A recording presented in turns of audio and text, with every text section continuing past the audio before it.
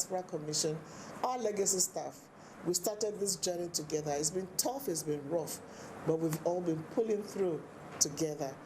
The reward for recognitions such as this is more work, and I count on NIDCOM staff to continue to work hard in achieving our vision and mandate of setting up the commission. Of course, I thank Mr. President, who considered him worthy of this appointment.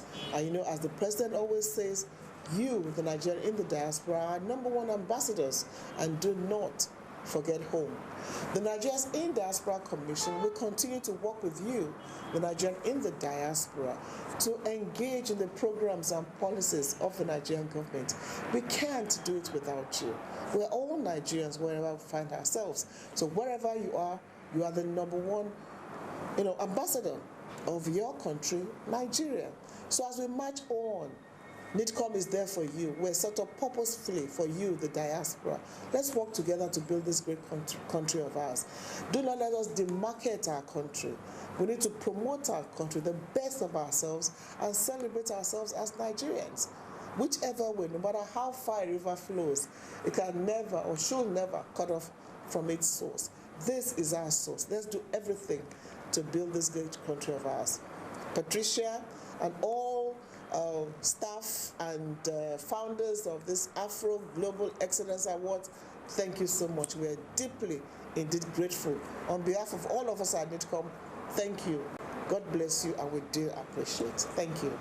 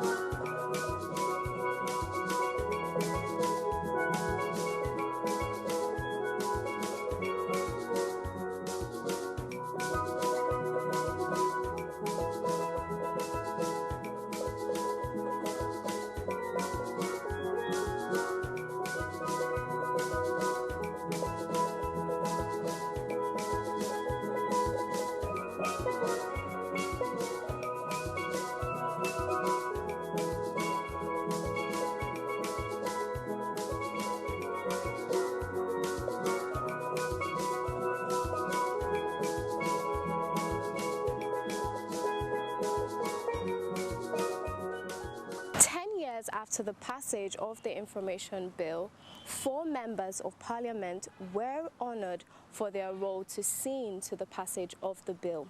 They are To Ndoma Egba, Senator Ayogu Eze, Honourable Jerry Ugokwe, and Honourable Abike Dabiri Erewa, Chairman CEO, NIDCOM. The award was organised by the International Press Council to mark the 10-year anniversary.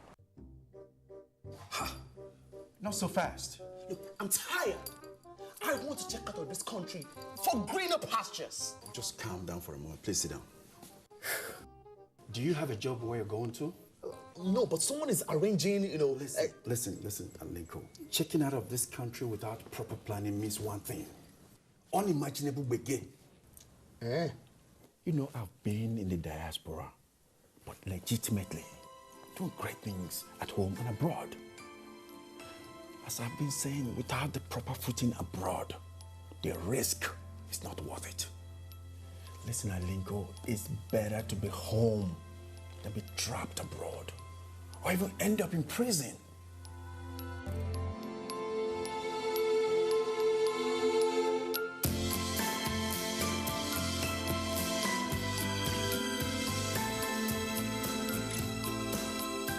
Thank you for staying all through the program. We hope it's been worth your while.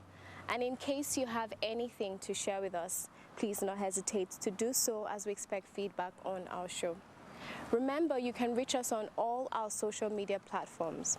On Facebook at Nigerians in Diaspora Commission, on Instagram at NIDCOM_gov, on our YouTube page at NIDCOM_gov, and on our website at www.nidcom.gov.ng. You can also join us on DSTV at NTA Network and NTA International on Tuesday at 3:30 p.m. on NTA International on Friday at 3:30 a.m., on NTA International on Saturday at 11 a.m., and on NTA News 24 on Sunday at 10:30 a.m. You can also join us on WAP TV on Thursdays at 9 a.m. and on WTV on Wednesdays and Sundays at 8 a.m. And you can join us on Ben TV London at 4:30 p.m. on Saturday. I remain your host, Koinsola Adetumbi. See you next time.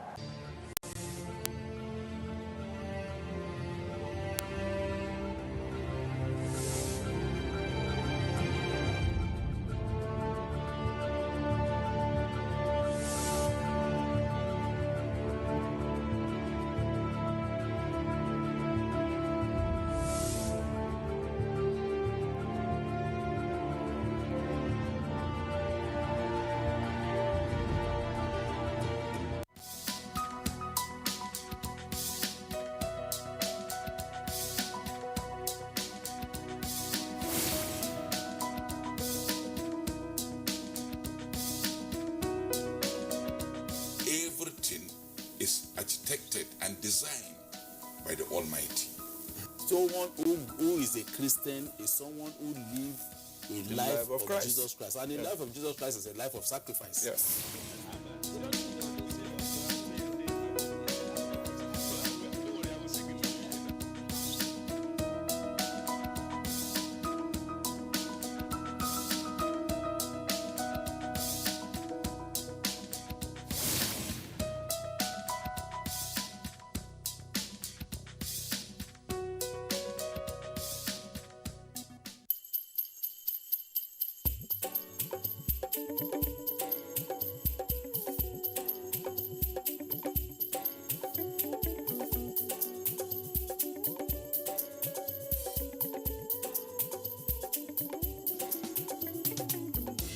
It's all in the air and it's all in my heart. The feeling of anticipation. Let the songs and cheering out everywhere in celebration. Some go there fry chin, some go there fry meat, some go there cook jollof. Me, I go shop potato with decorations everywhere, making it very clear.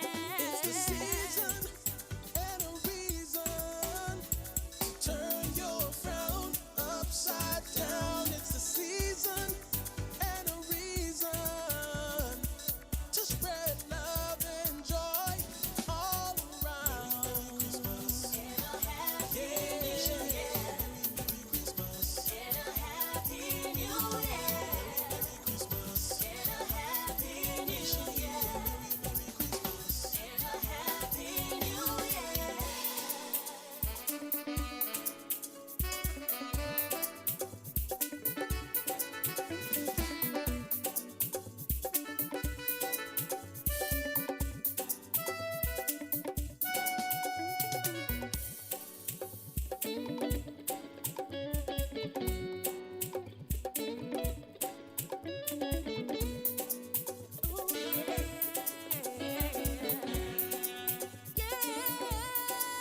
It's the season and a reason to turn your frown upside down. It's the season and a reason to spread love and joy all around.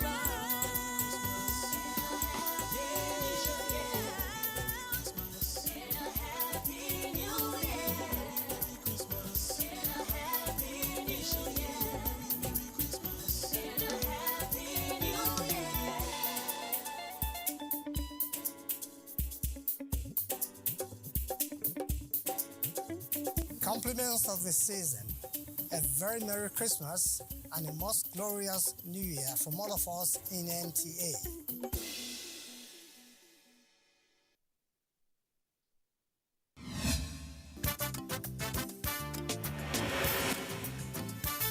And there's the start. And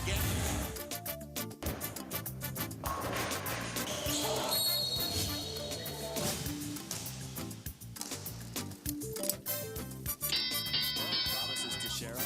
Winds up that left hand.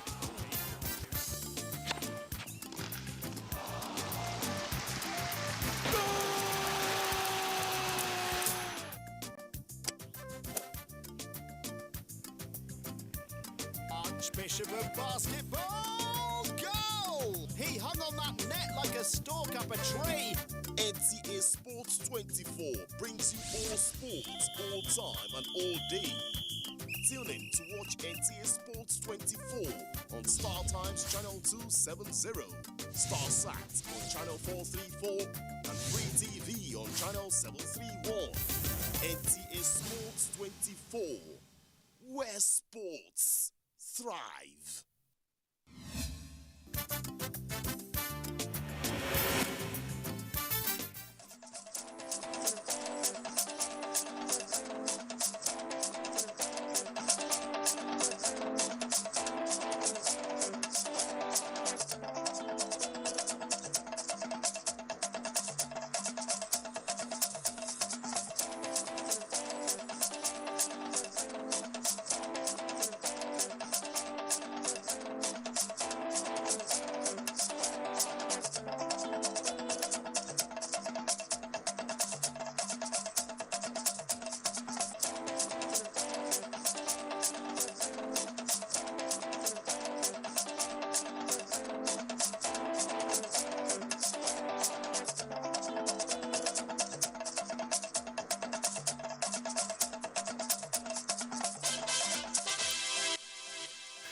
Good evening and welcome to Nationwide on the network service of the Nigerian Television Authority. I'm Ayodeji Makinde. We'll begin with judiciary matters as the year 2021 was a progressive one for the sector in terms of its support for the current administration's fight on corruption. This is due to the number of corrupt individuals convicted through the instrumentality of the law. Olabode Arewa takes a look at some of these achievements. In the year 2021, the wheels of justice continues to grind slowly but steadily in ensuring that justice is served. Conviction of corrupt individuals have been on the increase. The recent order of the Federal High Court Abuja designating bandits as terrorists has been described as a major step in giving legal support to the nation's bid to get rid of criminals masquerading as bandits. In 2021, the judiciary also used the instrumentality of the law to ensure the forfeiture of corruptly acquired assets of serving and former public officials. This included $153 million, 23 billion naira, 80 properties, and $40 million worth of jewelry recovered from former Petroleum Minister Diezani Alice Madueke and forfeited to the federal government. Conviction and sentencing to jail of the former chairman of the defunct Pension Reform Tax Team, Abdulrashid Maina, and his son Faisal for their complicity in the theft of pension funds. Former MD of Bank PHB, Francis Atuche, was also jailed 6 years for 25.7 billion naira theft. In November, the Enugu Division of the Federal High Court convicted 17 internet fraudsters for cybercrime. This December also, a Federal High Court sitting in Port Harcourt, Rivers State, sentenced a fake oil magnate, Vincent Ayigo, to 175 years imprisonment for defrauding an American, Joseph Cruz, of $629,000 in a crude oil supply scam. The judiciary has also put modalities in place for the transparent disposal of the forfeited assets by engaging valuers to undo the assets disposal. For example, the court supported the Independent Corrupt Practices and Other Offences Commission, ICPC, in the recovery of over 1.1 billion naira from corrupt individuals in the first quarter of 2021 alone, and also did same for the Economic and Financial Crimes Commission in the conviction of at least 978 defendants. I am happy to report that by the UNODC report, Nigeria has recorded tremendous improvement as acknowledged internationally in the fight against corruption, which is unprecedented in the history of Nigeria as it relates to the fight against corruption. The judiciary, they are doing their best, but more efforts are needed because the rates of criminality in our nation is alarming. So we need them to double their efforts. Criminal matters are matters against the state, and it is being mainly brought up by the police to the courts. So we need a kind of working hand in hand between the police and even the courts in order to ensure that matters are taken to court as at when due, and for the judiciary to do the needful to ensure that they get to the conclusion of the matter on time. The key instruments which have helped to ensure these successes included the Administration of Criminal Justice Act of 2015, the Evidence Act, particularly Section 84, Code of Conduct Bureau, as well as the ICPC and the EFCC Act. It is noteworthy that under the provisions of ACJA 2015, proceedings in criminal trials are now to be held on a daily basis, thereby shortening the lifespan of cases. The administration of criminal justice has really done well, and we're encouraging some states that have not adopted it to do so, because it's for some judges, they are using it and it is working very well. The long arm of the law is also working hard to nail all those involved in the $2.1 billion arms scandal, otherwise called Dasuki Gate. Experts noted that while no law is perfect, a continuous review of the nation's status to be in accord with current realities, no doubt, would ensure that people with criminal intents do not go scot-free. In Abuja, Olabodarawa, NTA News. In a related development, the judiciary lived up to the expectations of many Nigerians in the year 2021, particularly when it mattered most in cases that threatened the nation's democracy. In this report, correspondent Austin Anyebe takes a look at few landmark civil matters that were resolved by the Supreme Court. The judiciary has been a strong pillar of Nigeria's democracy, having been involved in the adjudication of intra- and inter-party squabbles, and to a large extent restore confidence in the nation's electoral process. Between 2020 and 2021, several civil matters arising from the conduct of primaries and governorship elections were entertained. The first was the Edo governorship election, where Godwin Obaseki of the People's Democratic Party was dragged to court by the APC and others over alleged certificate forgery. Justice Ahmed Mohammed of the Federal High Court, Abuja, however, dismissed the suit for lacking in merit. Not satisfied, the complainants pursued the case up to the Supreme Court, but still suffered the same fate for the APC not being able to prove a case of forgery against Godwin Obaseki. The second one was the case instituted against Governor Oluwarotimi Akeredolu by the PDP governorship candidate Eita Ojegede in the October 2020 under-governorship election. The grounds of the petition were that Akeredolu was not validly nominated by the All Progressive Congress by virtue of the fact that the APC Critical Committee is illegal and massive irregularities during the conduct of the election. The governor won at the tribunal and the Court of Appeal, a feat that was equally followed at the Supreme Court. The judgment, though, seen as a slim victory, following 4 and 3 on the divide. It doesn't matter that it is those who file actions in court that must win. So the facts of the matter as put before the judiciary must be the deciding factor in arriving at conclusions in political issues, rather than succumbing to political pressures from quarters that are not supposed to interfere. Sometimes a case already failed even before coming to court because of the pleadings prepared by counsel. But you can see that in Edo and Ondo, the court followed the trends, how the pleadings were done, and everything pursued up to Supreme Court, and judgments were delivered within time. None of these judgments were delivered out of time. So that is to tell you that the judiciary is sitting well. The one that is fresh in mind is a controversy that characterized the party primaries in the just concluded Anambra governorship elections. Litigation that followed the primaries almost marred the exercise, but the Supreme Court moved swiftly to put to rest all contentious issues by recognizing Professor Charles Soludo as the authentic candidate of APGA in the election. The election he won and awaiting swearing in. mostly in election matters that you see lawyers misrepresenting facts to deceive the court to get the orders that suit their client.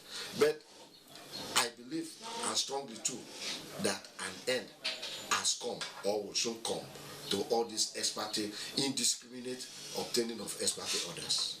Analysts have the view that the judiciary has performed well in 2021, considering the number of both criminal and civil cases filed before them.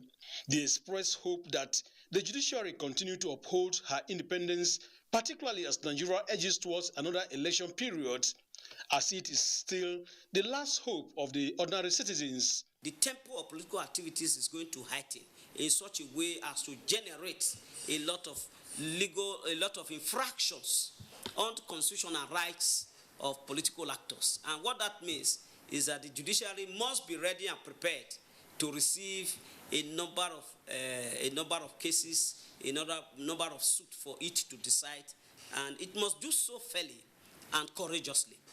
In Abuja, Austin Anyebe, NT News. To have more perspectives on the performance of the judiciary sector in 2021, joining us to talk more about it is Akinlolu Kehinde, who is a senior advocate of Nigeria. Thanks for joining us on Nationwide. Thank you so very much. Thank you. What will be your assessment of the performance of the judiciary in the 2020-2021 legal year? Thank you so very much. I must pay very, very quality kudos to the Nigerian judiciary. It has performed well above average because when you look at the conditions and the challenges facing the judiciary, you will agree with my assessment that the judiciary has done really, really well. They've been able to stand up when it matters most, and they've been able to effectively manage the otherwise crises that will have erupted from our political landscape. I would just want to say one thing, and that is the idea of people going to the media to analyze and to condemn judgments of our courts without first reading the judgments is a source of worry to me as a counsel, as a senior counsel.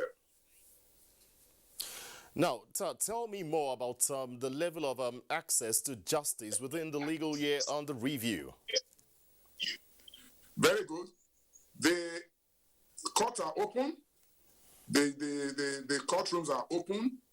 And what we always tell people is that before you approach the court, make sure that you have your facts. Make sure that your pleadings are well settled. And you don't go to court just for the fun of it and for propaganda or for sentimental reasons. The judges, the courts have been working, they've been doing their very best. And all we need to do is to keep encouraging them and also encouraging that the enabling environment must be provided for the judiciary to effectively carry out its constitutional responsibilities. The outgoing year has been quite stressful. I want to encourage them. We are entering an election year, 2022-2023. There's going to be a deluge of judicial activities. There's going to be a lot of cases that will be filed, some for nuisance value, some to further broaden the landscape. But whatever it is, we know that whoever approaches the court must be given the hearing. And so the judges, the court must be ready for those number of cases that will be coming their way. I will also use this opportunity to speak briefly about the Electoral Act Amendment Bill. There's a need for us to, as a nation, to be sincere with ourselves and find out what is the realistic approach to our current challenges so that we don't fall into a situation where we will throw the water and the baby and the bathwater out at the same time.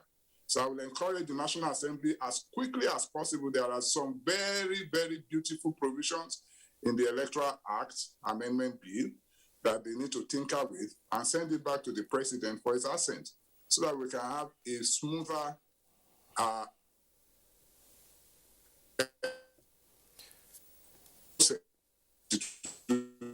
years ahead of us. Well, Akinlolu Kehinde, Senior Advocate of Nigeria, would like to thank you for coming. But if you can still hear me out there, can you just have, let's have your projections for the 2021-2022 legal year based on the assessment and analysis you've given us? 1, the judiciary must be funded, well funded. 2, Nigerians must believe in the judiciary. We must stop this attitude of pull down the judiciary by all means just because they don't have a voice. The senior members and the members of the larger society must stand up and preserve the integrity and the honor of the judiciary. Because I'll tell you, without sounding immodest, without the intervention of the judiciary, without the judiciary properly placed, we are not going anywhere with our democratic experience. And so 2022, 2023, let us all cooperate with the judiciary so that we can have a better society. That is my message for Nigerians. That is my message for the legal profession. Akinlolu Kehinde would like to thank you for coming on Nationwide today. I'll be conversing with Akinlolu Kehinde, who is a Senior Advocate of Nigeria, on the performance of the judiciary sector in the year 2021. Let's move on Nationwide and go over to our Lagos Network Center, where Adeola is standing by. Good evening, Adeola. Good evening, Ayo. They are committed to service delivery anytime duty calls. It doesn't matter if there is a global lockdown, curfew, or public holiday. Their portfolio demands that they show up for work. They are categorized as essential workers. Now that the holiday season occasioned by the Yuletide festivities is gliding to a finish, Diana Ajale takes us into the world of this exceptional class of workers. The average worker looks forward to public holidays, more so when there is an extra weekend. However, the essential worker does not have the luxury of such. They exist to serve the public. They are found in various sectors, from health to telecoms, in utilities and power, then energy, and of course, journalism. Their schedule has no regard for collective time off. And here is how it feels, working when others are chilling. I feel the same because this is what I do, so it's more like the same thing. And I enjoy doing my work. To an outsider, it may look like business as usual, but do these hard workers secretly envy those who stay off work on holidays and weekends? I'm not feeling bad. It's duty call, so I have to come and make sure that people have something to watch on the TV. While the world appreciates their sacrifices, their families are also forced to sacrifice emotionally by putting up with their absence. We are human beings. During the time of the festival like this, we would like to go out to enjoy with your loved ones or one thing or the other. But because of the job we find ourselves, we don't have any option but to come and do the work. One is moved to ask how essential workers catch up with holiday periods and if they feel adequately compensated. There's no option I have to do. At the end of the day, I get my reward, so sometimes I'm happy doing it. Findings show that more often than not, essential workers invent ways to have fun at the workplace during festive periods in order not to interrupt the pledge of satisfying the public in fulfillment of their core mandates. In Lagos, Diana Ajale, NTA News. Now you know that essential workers are very important to the society. Now, few days after the Nigerian Customs Service announced the interception of 14 trailer loads of imported rice from different parts of Ogun State, operatives at the semi-border of the service have intercepted a container filled with items suspected to be tramadol capsules. Adeneyi Taiwo completes the report. 100 cartons of the items suspected to be tramadol capsules were concealed inside 200 packs of jumbo-sized adult diapers in a 1x20-foot container. Weighing 360 kilograms, the capsules and the diapers have a combined duty-paid value of 1,447,927,015 naira. Parading the items, the Customs Area Controller, Comptroller BM Jibu, said the container with mark number MRKU 9090415 was handed over to the Semi-Command on November 15, 2021 by the Republic of Benin authorities under transit to Nigeria. He added that the service invited other security agencies and stakeholders to witness the examination of the container on December 20, as no importer or his representative had come forward to continue the process of clearance procedure. Samples of the items have been handed over to NAFDAC to ascertain and confirm the drugs, while the command has also initiated a full-scale investigation to fish out those involved in the illicit importation. The area controller warned criminals to desist, as officers and men of the command are not losing guards at ensuring that smuggling under any guise is brought to the barest minimum. In Lagos, Adini Itaiwo, NTA News. It's now time for us to take a breather. The news will continue with Ayo in Abuja thereafter. To stay on to Nationwide. Incidentally, we won't be taking a break at the moment, but we should continue with Nationwide and tell you that experts on fire have advised managers of malls and public buildings to factor risk management into their prevention mechanism. Discussing the prevention of fire disaster on NTA's Good Morning Nigeria, they also recommended a review of the Fire Act. Ekemini Williams has more details. The fire disaster may have struck without any form of warning, but men and equipment from the fire service stood their grounds. The Nigeria Police and its sister agencies gave cover, and the vicinity of the supermarket and items salvaged from the fire secured. That viral videos are false, fake, is not true. All those trolleys, they were pushing those goods to safety, which we have shown Nigerians, they have seen it. All the media houses have already seen it. It's not true. The place has immediately been cordoned by all the joint security agencies. And I must commend the FEMA, the FCT NEMA, and all the security agencies for prompt response, and also the residents of this area for their effort and in cooperating with all of us. With allegations of looting discredited, questions by hundreds of Nigerians whose livelihood depends on the business raise concerns. Because we depend on this place. We depend there. If this place is shut down like this, tell me somebody like Blessing. I'm a staff in this place. Somebody like Blessing, tell me where I will work. As in tell me how food will come to my table.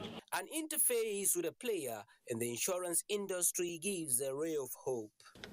In this kind of circumstance, the response would be that the valuation will be done, an assessment will be done immediately to know what is left and what has been saved from the situation where we had good Nigerians that came out to move things out and all of that. And then the value of insurance that was done at the time would also be, a significant note to make.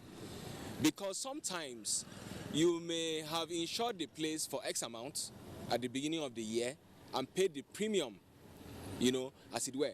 But in the course of the year, you may have increased the content, you may have increased the value of the content of everything, and where the insurance is not properly informed of the content, sometimes there is no way what was damaged was of more value than what was insured.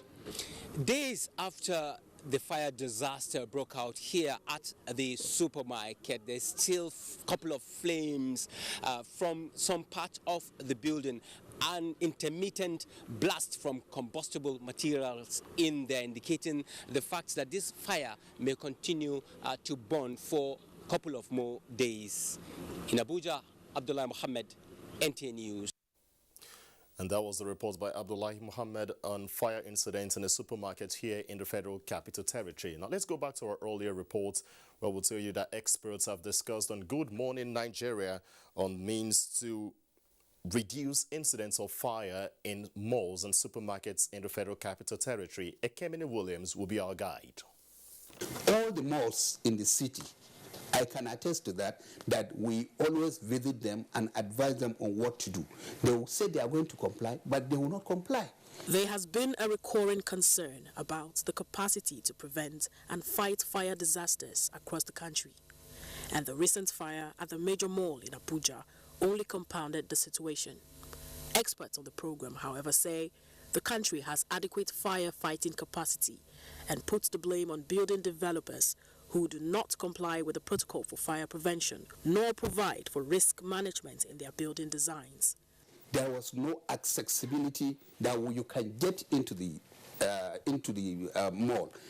Again, already at the beginning of the fire, the wall has already compromised.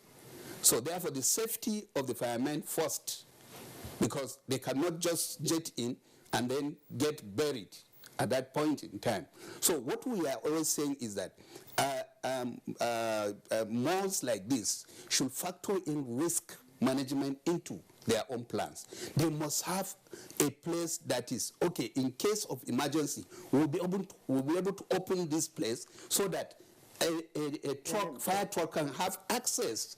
Anytime the inspectorate division goes to these people to request for this fire file, to know where the assessment, this risk assessment has get to, they will never show you. Why are you here? Look, don't stop embarrassing me. You do that? Yes, of course. Yes. Every institution is supposed to have fire file because on daily basis, the men are going up and down for risk assessment. The first thing we do by passerby, especially if the residents are not aware, is to call the attention of the residents for them to escape. They also recommend a review of the Fire Act, which has become obsolete. It is 1963 law. You find out that it's restricted. There is no way somebody can take you to court for stealing his own premises because it has not given the absolute power. Absolute power, what I mean by absolute power except like in the FCT, we can use the urban and regional planning law and seal up a place, but not the Fire Act. They say 90% of the fire disasters are man-made and can therefore be prevented through compliance with the fire protocol and advice from the fire service. In Abuja, Ekemini Williams, NTA News. This is Nationwide on the network service of the NTA. Let's go for a break. When we return, Suleiman in our Kaduna Network Center will be giving us the next set of reports. The ancient city of Onitsha is a commercial hub with millions of commuters seamlessly linking other states daily for business, leisure, and other purposes. To upscale its road network, the construction of a 1.6-kilometer long second Niger bridge, including a 10.3-kilometer highway furnished with other infrastructure, has been in motion by the federal government. This project will ease congestion on the existing 56-year-old Onitsha bridge and boost the economic capacity of the state as it easily connects to other parts of the country. The completion of the world-class second Niger bridge Onitsha will be one of the many proud moments of the state, its people, Nigerians, and foreign investors. Onitsha, which hosts the largest market in Africa, is geared up to boast of an impressive road network. Once again, these moments are made alive by the federal government, and it is deserving of all the applause. Candidates who are interested in gaining admission into NTA-TV College, JOS, for the 2021-2022 two-year National Innovation Diploma Program are to apply for admission through the Joint Admissions and Matriculation Board, JAMB. Courses available for application include film and television production, broadcast journalism, and television engineering technology. Such candidates must have a minimum of 5 O-level credits in relevant subjects, including English language and mathematics. For inquiries, please call 0803-079-5335 or 0806-980-9807. Management Announcer. From the heart of the Federal Capital Territory to the ancient city of Kano, from the sprawling rooftops of Ibadan to the bustling markets of Aba and the creeks of the Niger Delta, you really can't beat the reach. Over the years, we have kept going, keeping you informed, educated, and entertained. And how have we survived in the very challenging year? Because of our pillars of support. namely the 3 tiers of government: ministries, departments and agencies, corporate bodies and advertisers, religious bodies, civil society groups, political parties, and most importantly, you, our esteemed viewers. Together, we made 2021 great. And together, we shall make 2022 greater. Thank you from all of us here at NTA. Your season's greetings and a prosperous new year. Over Femi Martins, just look at this.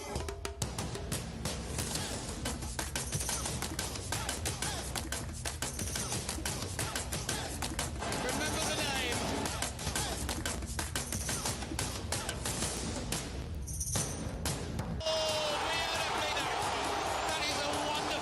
The African Cup of Nations starts on the 9th of January 2022 on NTA, powered by Afrosport. For sponsorship and advertisements, contact us on 090-9890-6913 or 090-3513-2838.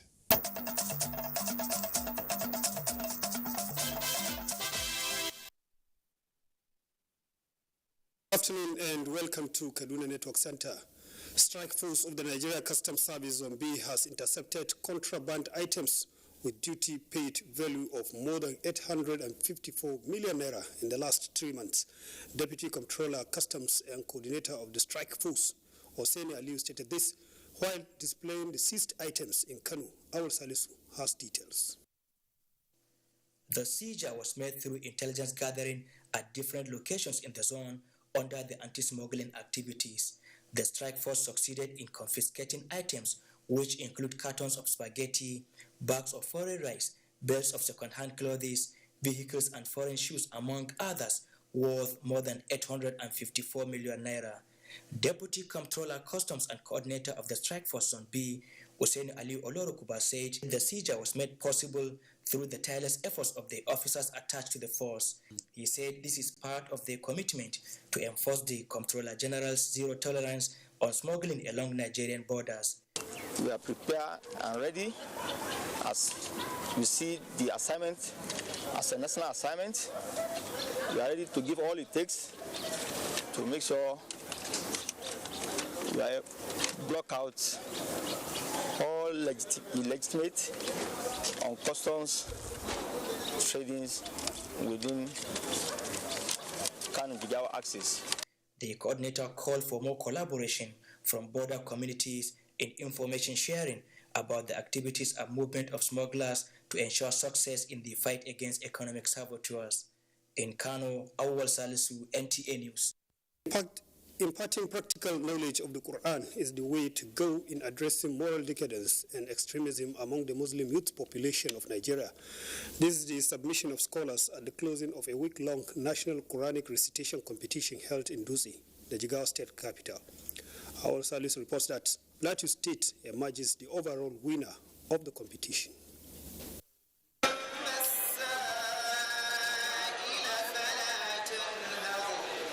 17-year-old Imran Dahir Haruna from Plateau State, he won a brand new Toyota Avensis car, laptop and cash prize for winning the 60th category.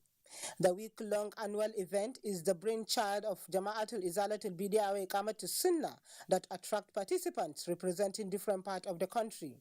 It unites the Muslim Ummah in the country. When the youth are engaged in the recitation of the glorious Quran, they will become very responsible, reliable citizens of the nation.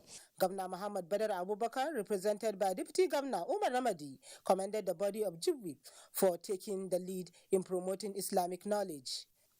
Other speakers called on Nigerians to intensify prayers for continued peace, stability, and prosperity of the country.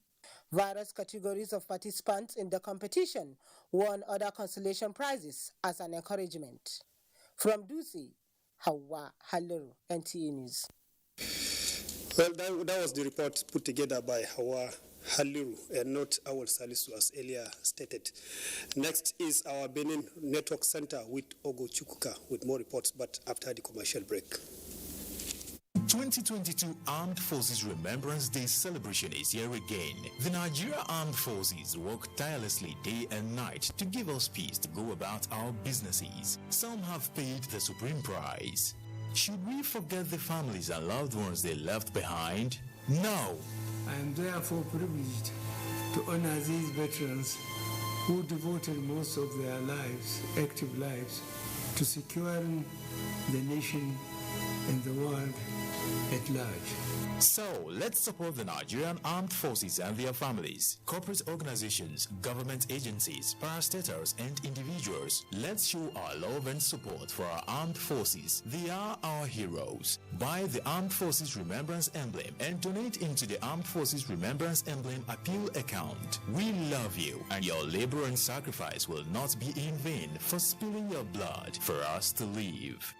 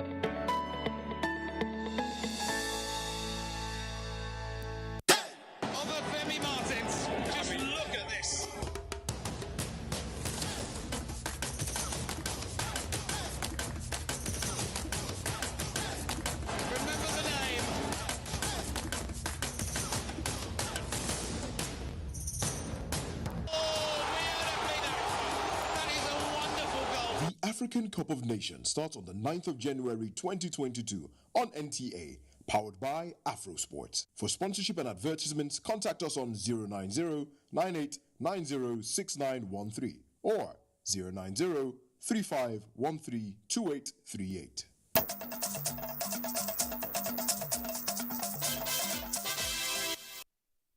Thanks for staying tuned. The Federal Ministry of Agriculture has adopted a new policy on agricultural technology for innovation for the country's agricultural development. Musa Ali reports that the policy is to be implemented from 2022 to 2025. These are a group of women farmers in Kano State learning how to use heavy-duty farming equipment to enhance their output. Operating the machine is not as easy as other local equipment, but is faster and can cover a large area in a short period of time. And the guideline for the use of technology and innovation introduced by the Federal Ministry of Agriculture is to support smallholder farmers like these women. The policy, unveiled by the Minister of State for Agriculture, Mustafa Baba Shehuri, is to enhance access to improved inputs and linkages amongst research and teaching institutions, as well as improve on the level of agricultural mechanization. It also gives adequate attention to fisheries, value chain, particularly the artisanal fisheries, with the aim of reducing the import to meet domestic consumption. It is observed that the policy strategies have been redefined to also focus on the establishment of cottage industries and agro-processing zones for priority commodities. Will take into consideration the National Agricultural Technology Innovation Policy focus designed to revamp and revolutionize Nigerian agriculture through injection of knowledge, technology, and innovation. I wish to hereby weigh in our support to its eventual implementation. Agriculture takes place in the states naturally And obviously, the policy needs the buy-in of the states to be fully adopted, and we sincerely hope that the views and suggestions by the various stakeholders will be incorporated in the emerging policy. In the meantime, the National Biosafety Management Agency says it's keeping a guard against any form of introduction or importation of any kind of genetically modified crops without permission. The Director General of the agency said the federal government has so far approved the commercialization of genetically modified maize and beans. The government has also approved field trial of genetically modified cassava and also granted permission for the importation of GM soybean and maize for animal feed. The approval of genetically modified maize known as stellar maize. This maize has the genes that are for drought tolerance, for insect resistance. Production, processing, and marketing of any kind of genetic materials is prohibited without approval from the National Biosafety Management Agency. Musa Aliyu, NTA News. Research shows that Nigeria is yet to develop its potential in terms of organic farming, though it is an agrarian country with a track record of being one of the world's leading producers of root and tuber crops. In this report, Ijoma Ugweke takes a look at the challenges and benefits of organic farming. Organic farming, though new in the country with less than 10 years of application, has few practitioners who are mostly specialized farmers and some NGOs. With the country still grappling with the challenges of managing waste, organic farming has a model of zero waste concept. This is created in such a way that waste from one forms resource for another. Waste such as fowl dung, duck and pigs are converted as manure for plants cultivation. We are sure of what we are doing, and the palms you see harvested. By the time we harvest our palms, we'll now be doing our own palm kernel cake and palm kernel oil to give the fish, for the chicken, for the pigs and all the rest of them. Waste to wealth is one of the benefits of organic farming. It therefore behoves of government to channel more resources towards this aspect of farming to reduce waste in the country. You can recycle to get a lot of raw materials, I'm told, like electricity and all that, but the technology, what about the machinery? To contribute globally to food sufficiency, they need to identify people who have the passion for agriculture and sponsor them to drive home the ideals of organic farming for growth in agricultural sector is key. In Port Harcourt, Ijomu Gweke, NTA News. As part of government's drive to transform the nation's economy, the Federal Ministry of Agriculture and Rural Development has supported hide and skin businesses in Katsina with 2,006 bags of industrial salts to address preservation challenges.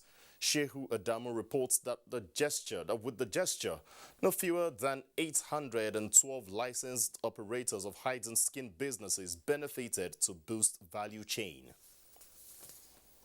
Statistics indicate that on the average, Nigeria produces over 1 million hides and about 3 million skins per year from the registered abattoirs and slaughterhouses, which provide job opportunities and sustain livelihood, especially in rural areas. This therefore places the country as one of the constant supplier of leather to European and Asian markets, as Nigeria's leather is rated globally among the highest in quality. With this development, the federal government, through its Ministry of Agriculture and Rural Development, assisted hides and skins business operators in Katsina with industrial salt for preservation to boost local tanneries to generate foreign exchange for the country and create more jobs. To avoid wastage of their products, that is why the federal government came in and gave them this package. The idea behind it is to boost the morale of the hide and skin association or trade. Under the arrangement, each of the beneficiaries received between 6 and 3 bags of the industrial salt, which they describe as encouraging and commended the federal government.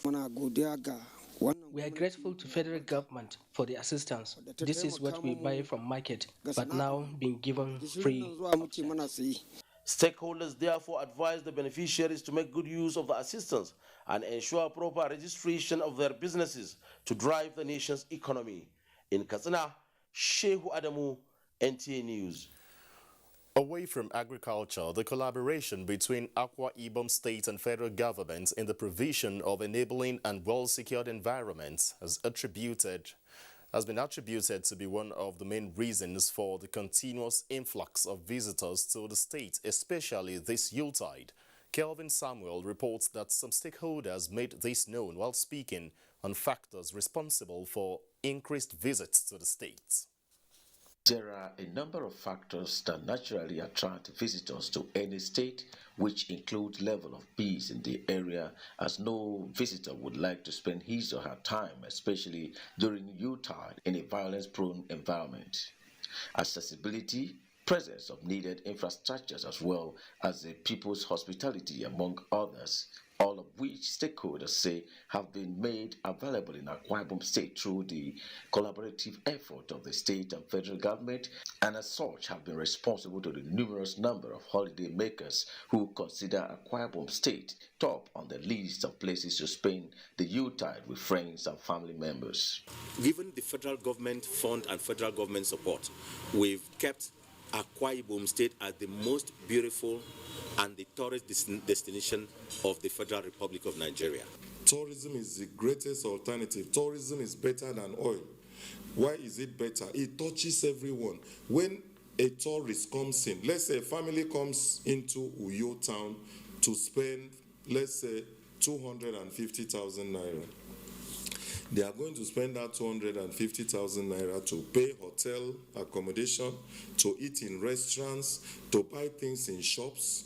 If any of them fall sick, they will go to pharmacies and hospitals and spend money. They will buy things to take home like artifacts. They will also consume many services. It is worthy of note that this Yuletide has witnessed influx of people from different walks of life into the state, which is rated as one among the most secured and peaceful states across the country, with tourist attractions like the Ibom Christmas Village, Ibom Air, the just concluded Christmas Carol, among others, that brought many down to the state from within and outside the country. In Uyo, Kevin Samuel, NTA News.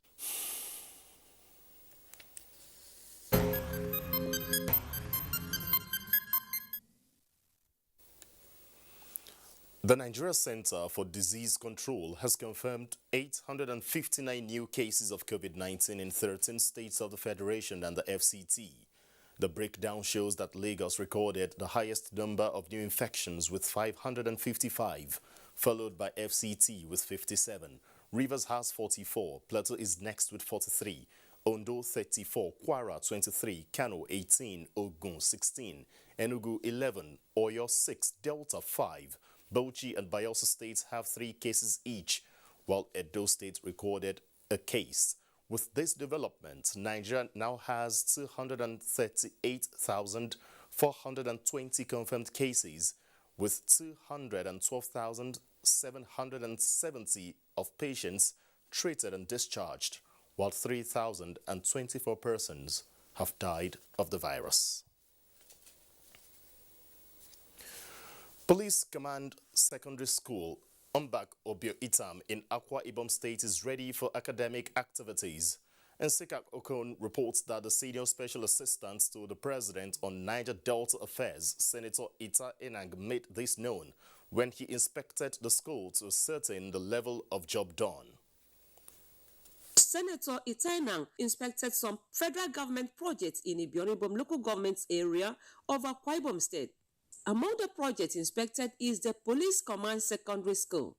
The senator, while going around the project site, expressed satisfaction at the level of job done, which he says has reached 90% completion for the resumption of academic activities. What we need now is for the authorities to accept that they can even start an emergency, because we need facilities like this, and we cannot just get this facility on like that. It is waiting for next academic session while nothing is happening now. The senator also inspected the ongoing construction of Youth Development Center at Presbyterian Senior Science School at Ididep and acknowledged the support he has received by Ididep community. This is given to us by His Excellency President Muhammadu Buhari's administration. His Excellency President Buhari says politics is over, election is over, it is now governance. So he's given Akwa Ibom the greatest opportunities, and this is one of the things he's doing through the Ministry of Youth Development.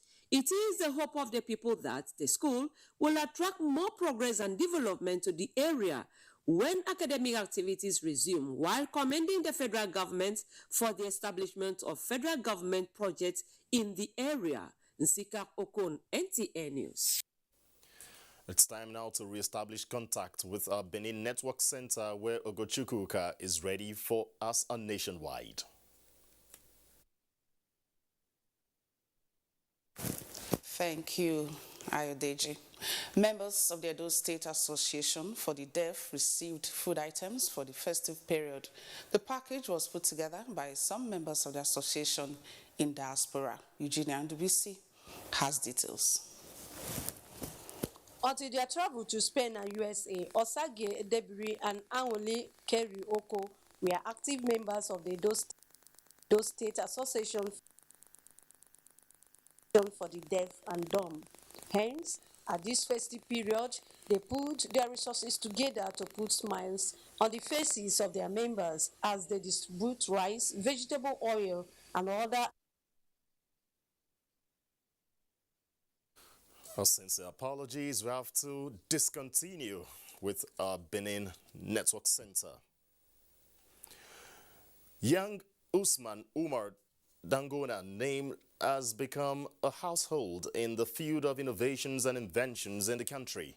He is also the architect of seamless cell phones and a mini wireless spying car designed to enhance operations of security agencies in the country. To keep the momentum going, the wonderful chap has again developed a multifunction Bluetooth robotic car. Bashir Nababa tells us more.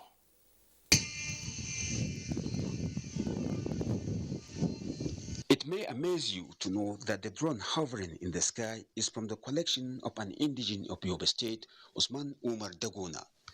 The 22-year-old Usman Dagona is from Gashua, the headquarters of Badi local government area in Yobe North Senatorial District, and a BSc Chemistry 200 level undergraduate at the Federal University Gashua. In his recent exploits, the enterprising Nigerian created a multi-purpose robotic car developed with energy recovering system to perform multiple tasks, including receiving voice command and images via natural language processor and a high-speed camera. The unique features of Dagona's discoveries are that their execution largely depend on locally sourced raw materials. Some of these inventions include Bluetooth robotic, Wi-Fi networking, and wireless spying cars, while those in the flying category are Dini multipurpose, intelligence, and surveillance drones. Also pioneered and introduced into the telecommunication industry is the seamless cell phone, which converts oxygen into electrical energy to make and receive calls, while in the pipeline are kidney flusher and a water treatment system to address prevalence of kidney disorder and perennial water shortage. If there is a lot of financial support, I can still, let's say, use a modern high techs to build a project, a device that can be used internationally. We are now trying to see how we can promote him, assist him by way of giving research, and then also to find collaborators from sister universities and other research agencies. At the family residence in the ancient city of Gashua, his mother, Salma Hassan, revealed that growing up, Osman has peculiar attributes that distinguish him from the rest of her 11 children. Osman was creative and innovative, and he's a type that was very calm and reserved. I pray government will give him all the necessary support. I am very optimistic that if we can give him a little encouragement by our side, the government, honestly speaking, only God knows what this boy will become. During the 2019-2020 National Emerging Chemistry Competition, the young Dagona broke the jinx to clinch the first position in a contest that was likely impossible to do so. What's another brilliant mind here in Nigeria? Next on Nationwide is sports updates. Ahead of the 2022 Africa Cup of Nations in Cameroon, the Super Eagles of Nigeria camp opens Wednesday in Abuja, with invited players expected to report for training sessions. Meanwhile, the Confederation of African Football, CAF, has approved the use of video assistant referee at the 2022 AFCON in Cameroon. CAF made use of the VAR for the first time at an international tournament at the 2019 AFCON held in Egypt, but only at the knockout stage.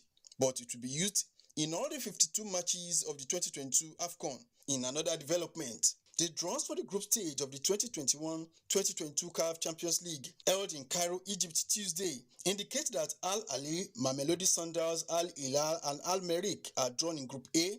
Raja Casablanca, Oroya FC, ES Setiv and Amazulu FC are in Group B. Group C pitched ES Esperance, ESS FC, Belouizdad and Galaxy FC together. In Group D are Wydad, Zamalek, Atletico Petroleos and GD Zagrada football clubs. Matches are slated to commence on the 11th of February 2022. In the Nigerian Professional Football League, table toppers Remo Stars will have another opportunity to hold on to the first position when the team hosts Nasarawa United in match day 3 of the league scheduled for Wednesday. Enyimba will hope to continue its impressive runs with a date with Rivers United as Castina United host Kano Pillars, among other matches. In the English Premier League, Cavani came off the bench to rescue Manchester United from defeat Monday night in a match that ended 1-goal apiece with Newcastle United. And on a sad note, Algerian footballer Sofiane Luka passed away during a second-tier league match between Malouda and ASM Oran on Monday. The player collapsed during the game, but all efforts to save him failed. Meanwhile, it was a thrilling outing in boxing at the 12th edition of the Governor's Belt 2021, held at Teslim Balogun Stadium in Lagos. Shitu Afolabi of Callisto Boxing Club was the best. And we give them the opportunity in an exhibition to get a feel for what it's like performing in front of a crowd. I have seen development of boxing for youths in this country. A total of 10 bouts featured, including the juniors exhibition fights. With sports update, Olumide Guntola, NTA News. And that's Nationwide on NTA. We thank you for watching. I'm Ayo Deji. Makinde, please remember to connect with the NTA and stand against rape and rapists. Good evening.